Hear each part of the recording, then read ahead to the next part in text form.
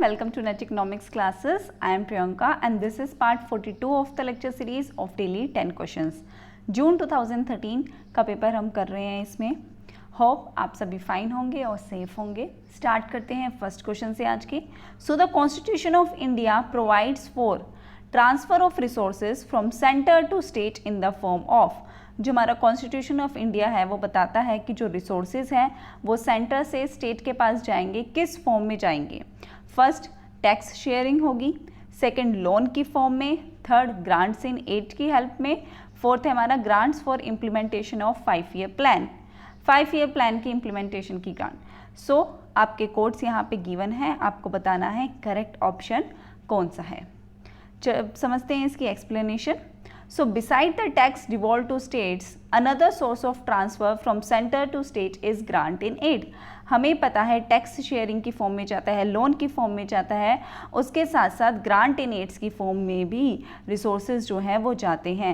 अगर हम बात करें 14th फाइनेंस कमीशन की तो ग्रांट इन एड में 12% जो है सेंट्रल ट्रांसफ़र कर रही है स्टेट को. ये करंट का क्वेश्चन हमारा बनता है यहाँ से.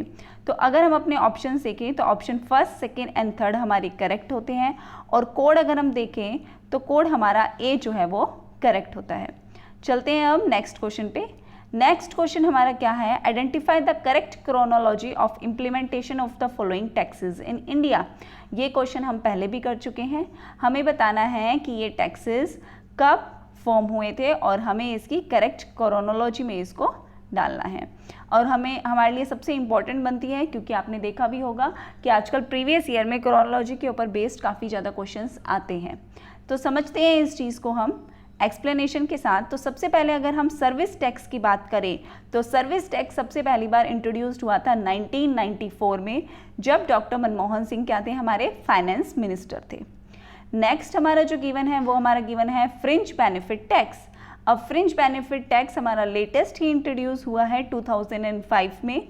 ये हमारा एडिशनल इनकम टैक्स है और 1 अप्रैल 2005 से ये एप्लीकेबल भी हो गया है. थर्ड अगर हम बात करें पर्सनल इनकम टैक्स की तो पर्सनल इनकम टैक्स कब इंट्रोड्यूस हुआ था? 1861 में. ठीक है.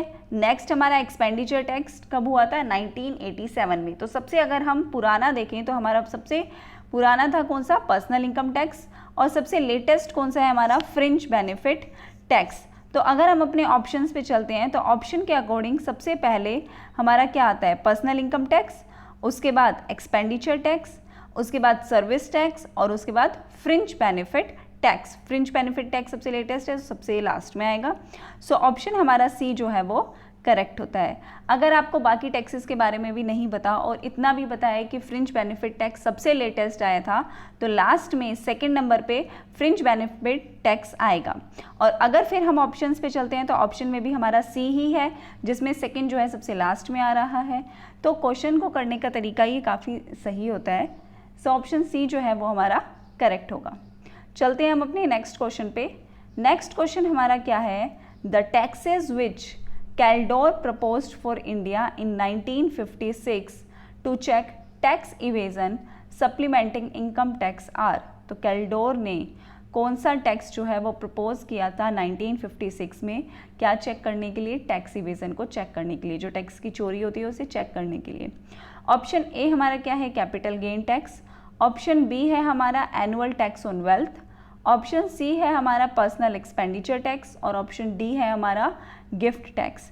अगर हम ऑप्शन में देखें तो हमें पता होना चाहिए कि कैल्डोर ने कौन सा टैक्स प्रपोज किया था 1956 में.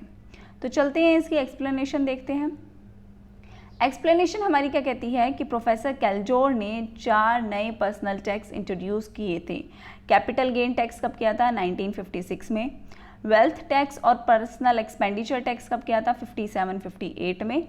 और गिफ्ट टैक्स कब किया था? 58 और 59 में. सारे ही एक के बाद एक इन्होंने टैक्स जो हैं वो इंट्रोड्यूस किए थे. तो हमें ईयर भी पता होने चाहिए साथ में, इसलिए मैंने आपको ईयर भी मेंशन करके दिए हैं. सो अगर हम अपने ऑप्शन पे चलते हैं तो हमारे ये चारों ही टैक्स हैं जो इंट्रोड्यूस किए थे किसने? कैल्डोर ने. Option 1, 2, 3 and 4. So all are correct means option D जो है वो हमारा करेक्ट होता है. चलते हैं हम अपने नेक्स्ट क्वेश्चन पे. आज का नेक्स्ट क्वेश्चन हमारा क्या है? According to the cost based definition of dumping, dumping occurs when a firm sell a product abroad at a price that is less than. अगर हम डंपिंग की कॉस्ट बेस्ड डेफिनेशन देखें, प्रॉफिट बेस्ड डेफिनेशन भी होती है, cost based definition भी होती है, लेकिन हमसे जो क्वेश्चन पूछा गया है वो कॉस्ट बेस्ड डेफिनेशन का पूछा गया है। और क्या बोला है कि डंपिंग कब होगी, जब एक फर्म अपना प्रोडक्ट बाहर दूसरी कंट्री में सेल कर रही है, कितने प्राइस से कम, एवरेज टोटल कॉस्ट से कम, एवरेज वेरिएबल कॉस्ट से कम, मार्जिनल कॉस्ट से कम, या फिर एवरेज फिक्स्ड कॉस्ट से कम। तो एक बात बताओ, फिक्स्ड कॉस्ट से कम तो क्या ही करेगी, जब वो फिक्स्ड कॉस्ट ही नहीं कवर कर पाएगी, वेरिएबल कॉस्ट नहीं कवर कर पा रही, और अगर वो फिक्स्ड कॉस्ट भी कवर नहीं कर पा रही तो उसके सेल करने का फ़ायदा क्या। तो वेरिएबल कॉस्ट और फिक्स्ड कॉस्ट तो आएगा नहीं, या तो एवरेज टोटल कॉस्ट या फिर मार्जिनल कॉस्ट। मार्जिनल कॉस्ट क्या होती है, हमारी एडिशनल कॉस्ट, और एवरेज टोटल कॉस्ट क्या होती है, average variable cost plus average fixed cost का सम। तो देखते हैं हम कॉस्ट बेस्ड डेफिनेशन के अकॉर्डिंग डंपिंग की क्या सिचुएशन है। So dumping is selling at a price that is too low less than normal value. अब यहाँ पे इन्होंने बोला है नॉर्मल वैल्यू से कम। अब हमारी नॉर्मल वैल्यू का मतलब क्या है, तो अगर हम कॉस्ट बेस्ड एवरेज कॉस्ट के हिसाब से चलें, कॉस्ट बेस्ड डेफिनेशन के हिसाब से चलें, so the average cost of producing the product including overhead cost and profit, dumping is selling export at a price that is less than the full average cost of the product. मतलब average total cost, हमारी full average total cost मतलब हमारी average total cost, इससे कम वो cell करेगा। सो अगर हम 34th question पे देखें तो हमारा कौन सा ऑप्शन करेक्ट होता है, ऑप्शन ए हमारा बिल्कुल सही होता है। चलते हैं हम आज के नेक्स्ट क्वेश्चन पे। Select the correct statement out of the following. हमारे पास 4 स्टेटमेंट्स गिवन है मल्टीलेटरल ट्रेड नेगोशिएशन के अकॉर्डिंग, और हमें बताना है इनमें से कौन सी स्टेटमेंट जो है वो करेक्ट है। अगर आपको इसकी डेफिनेशन पता है, कुछ थोड़ा बहुत पता है, तो आप ये ऑप्शन सही कर सकते हो। समझते हैं, सबसे पहला ऑप्शन हमारा क्या है, multilateral trade negotiation are a process of increasing tariff to trade among member countries. अगर आपको मेंबर कंट्रीज के साथ ट्रेड करने तो आपको टैरिफ मतलब टैक्स जो है वो इंक्रीज करना होगा। दूसरा क्या है, it is a process of increasing non tariff barriers to trade. हम नॉन टैरिफ बैरियर्स का यूज़ करेंगे ट्रेड के लिए।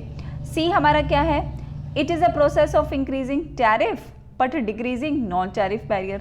टैरिफ बैरियर तो आप इंक्रीज कर रहे हो और नॉन टैरिफ बैरियर आप डिक्रीज कर रहे हो। डी हमारा क्या है, multilateral trade negotiation are a process of reducing tariff and non tariff barrier to trade among member countries of GATT और WTO। General agreement on trade and tariff होता है GATT, WTO world trade organisation. ये एक ऐसा process है जिसमें आप tariff और नॉन टैरिफ बैरियर्स जो है वो रिड्यूस करते हो। जब भी आप क्वेश्चन पढ़ते हो, वीडियो सुनते वक्त, तो एक बार पॉज करके खुद सोचा करो और देखा करो कि आपके कितने ऑप्शन जो हैं, कितने क्वेश्चन 10 में से कितने सही होते हैं। इससे आपकी तैयारी तो पता है अच्छी होती जाएगी, क्योंकि अगर आप देखो तो हम प्रीवियस ईयर क्वेश्चंस के काफ़ी सारे क्वेश्चन सिमिलर आते हैं, और अगर थोड़ी सी भी बात आती है टैरिफ नॉन टैरिफ बैरियर की तो मैं उसके साथ साथ सब कुछ एक्सप्लेन करती हूँ, क्योंकि वो आगे अगले क्वेश्चन में रिलेट करेगा कहीं ना कहीं। इसलिए आप एक बार पॉज करके खुद करने की कोशिश किया करो। तो समझते हैं मल्टीलेटरल ट्रेड नेगोशिएशन की definition. So the term multilateral trade negotiation initially applied to negotiation between GATT member nation countries. ये जो इनिशियली जो स्टार्टिंग में अप्लाइड हुआ था वो किसके बीच में हुआ था, जो गैट की मेंबर कंट्रीज हैं, journal agreement on trade tariff and trade की मेंबर कंट्रीज हैं, conducted under the auspice of GATT and aimed at reducing tariff and non-tariff barriers। इसका एम क्या था, टैरिफ बैरियर्स और नॉन टैरिफ बैरियर्स को reduce करना। 1995 में WTO ने रिप्लेस कर दिया था गैट को एज ए एडमिनिस्ट्रेटिव बॉडी। अब एडमिनिस्ट्रेशन का काम WTO करेगा।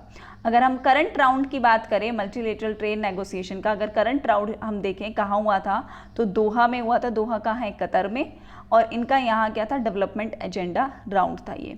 इसके साथ मैंने इसलिए बताया क्योंकि क्वेश्चन यहाँ से भी बनता है करंट में कि जो करंट राउंड हुआ है वो कहाँ पे हुआ है, तो दोहा कतर में हुआ है। WTO ने रिप्लेस कर दिया गैट को एज एन एडमिनिस्ट्रेटिव बॉडी, और इसका एम क्या था, गैट का इनिशियली टैरिफ और नॉन टैरिफ बैरियर्स को रिड्यूस करना। तो अगर हम अपने ऑप्शंस पे देखें तो ऑप्शंस हमारे इसके अकॉर्डिंग कौन सा सही होता है, ऑप्शन डी हमारा करेक्ट होता है, that multilateral trade negotiation are a process of reducing tariff and non tariff barrier to trade among member countries of GATT और WTO। चलते हैं हम आज के नेक्स्ट क्वेश्चन पे। हमारा नेक्स्ट क्वेश्चन क्या है, consider the following statement as per trade related investment measure. अगर हम ट्रेड रिलेटेड इन्वेस्टमेंट मेजर्स की बात करें, ट्रिम्स, जो मैंने पहले भी अपने प्रीवियस क्वेश्चन में कई बार बताया है, तो उसके अकॉर्डिंग कौन सी स्टेटमेंट हमारी सही है। पहला क्या है, all restrictions on foreign capital companies are to be scrapped. Second क्या है, no restriction will be imposed on any area of investment. Third क्या है, import of raw material are to be allowed freely, raw material का import आप करवा सकते हैं। Export of part of output will be mandatory, आपको output का कुछ पार्ट एक्सपोर्ट करना ही होगा, ये मैंडेटरी है। सिर्फ अगर हम इन ऑप्शंस में से देखें तो हमारा ऑप्शन जो है फोर्थ ही गलत होता है। हमने इसके बारे में भी पहले भी पढ़ा है कि ये ज़रूरी नहीं है कि हम आउटपुट का पार्ट एक्सपोर्ट करें, ठीक है, लेकिन हमारा फर्स्ट, सेकंड और थर्ड स्टेटमेंट जो है वो हमारी बिल्कुल करेक्ट है यहाँ पे। सो ऑप्शन अगर हम देखें तो फर्स्ट, सेकंड, थर्ड के अकॉर्डिंग हमारा ऑप्शन बी जो है वो बिल्कुल सही होता है। चलते हैं हम नेक्स्ट क्वेश्चन पे। नेक्स्ट क्वेश्चन क्या है, ये भी हम पहले कर चुके हैं। The fundamental cause for the collapse of Bretton Woods system was. ये क्वेश्चन तो आप लोग भी कमेंट करके बताना कि ब्रेटन वुड्स सिस्टम का मेन कॉज, फंडामेंटल कॉज क्या था कोलैप्स होने का। कोलैप्स हुआ था, ब्रेटन वुड्स सिस्टम हमारा फिक्स्ड एक्सचेंज रेट सिस्टम था और अब उसकी जगह क्या आ गया, फ्लेक्सिबल एक्सचेंज रेट सिस्टम आ गया है। ऑप्शन देखें तो लिक्विडिटी प्रॉब्लम हुई, क्योंकि फिक्स्ड एक्सचेंज रेट सिस्टम में क्या था, आपको गोल्ड एक्सचेंज स्टैंडर्ड में कन्वर्ट करवानी थी। ये क्वेश्चन भी किया है हमने। सेकेंड हमारी एडजस्टमेंट प्रॉब्लम हो गई। थर्ड हमारी कॉन्फिडेंस प्रॉब्लम हो गई। तो सारे ही ऑप्शंस जो हैं वो हमारे करेक्ट होते हैं यहाँ पे। These are the fundamental cause for the collapse of Bretton Woods system और you may called it fixed exchange rate system. चलते हैं हम आज के नेक्स्ट क्वेश्चन पे, मैच लिस्ट। ये क्वेश्चन भी हमने काफ़ी बार किया है। फॉरवर्ड एक्सचेंज का मतलब क्या होता है, हैजिंग का मतलब क्या होता है, आर्बिट्रेज का मतलब क्या होता है, स्पीसी पॉइंट का मतलब क्या होता है। लिस्ट 2 में आपकी जो है डेफिनेशंस गिवन है। A device of covering exchange risk against the price of foreign currency.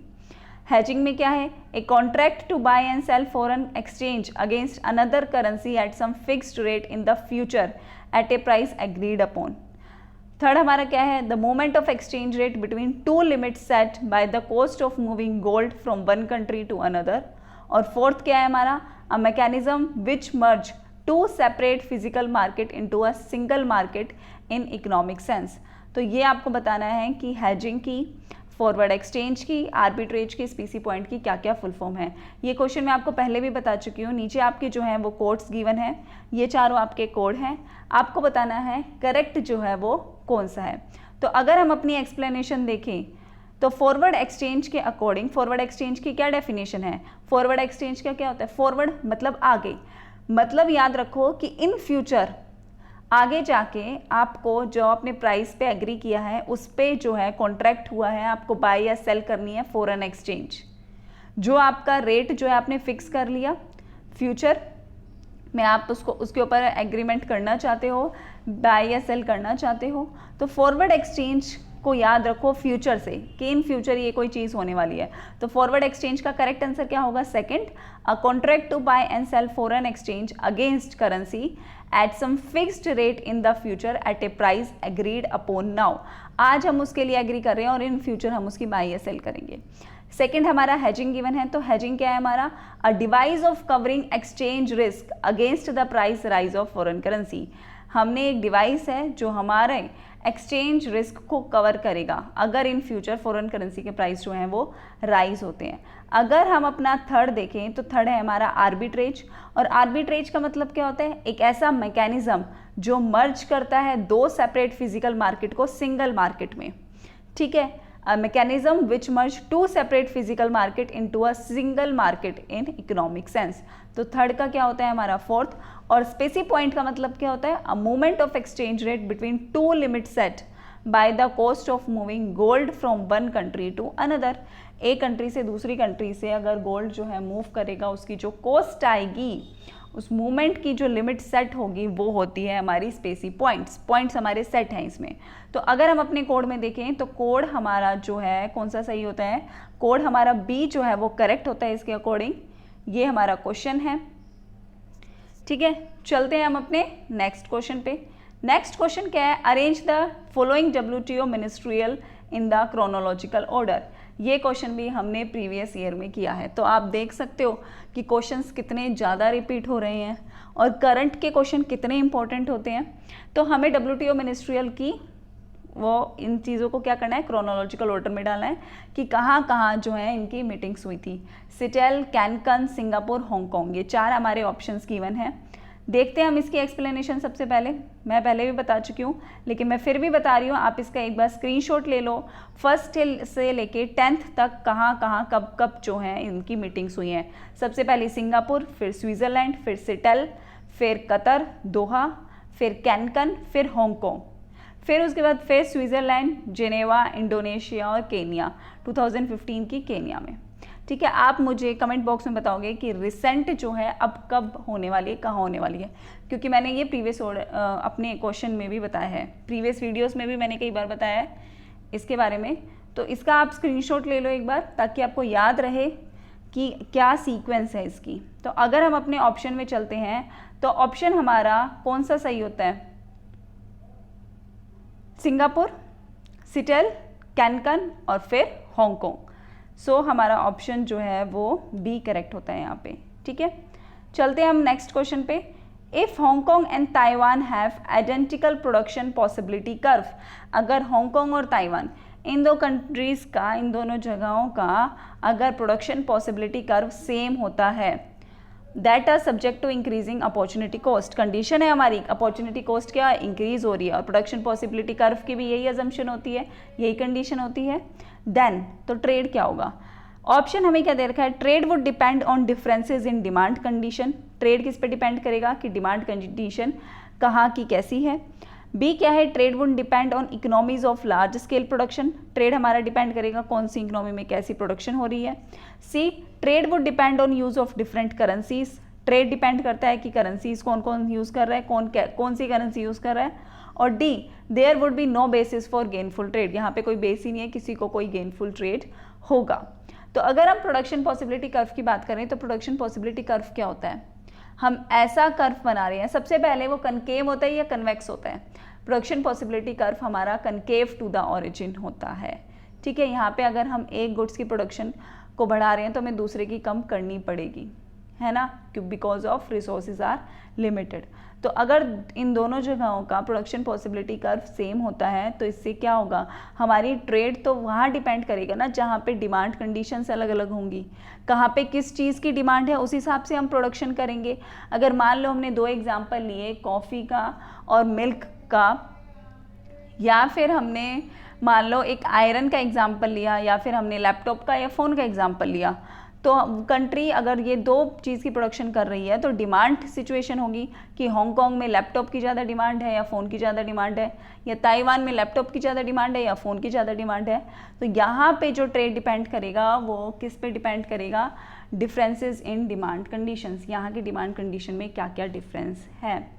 So option A जो है हमारा इसके अकॉर्डिंग सही होता है। Thank you so much. अगर आपको हेल्पफुल लगे तो शेयर करना, लाइक करना।